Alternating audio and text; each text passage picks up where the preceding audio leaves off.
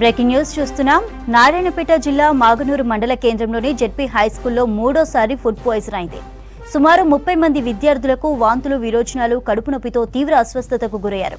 వెంటనే విద్యార్థులను మక్తల్ ప్రభుత్వ హాస్పిటల్కు తరలించారు. వారం రోజుల క్రితం ఇదే స్కూల్లో ఫుడ్ పాయిజన్ అయినా కూడా అధికారులు స్పందించడం లేదని పేరెంట్స్ ఆందోళన చేస్తున్నారు. మాజీ ఎమ్మెల్యే చిట్టెం రామ్మోహన్ రెడ్డి మక్తల్ ప్రభుత్వ ఆసుపత్రిలో విద్యార్థులను పరామర్శించారు.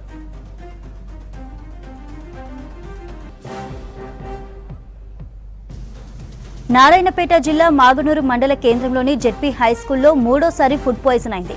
సుమారు 30 మంది విద్యార్థులకు వాంతులు, విరోచనాలు, కడుపు నొప్పితో తీవ్ర అస్వస్థతకు గురయ్యారు. వెంటనే విద్యార్థులను మక్తల్ ప్రభుత్వ హాస్పిటల్కు తరలించారు.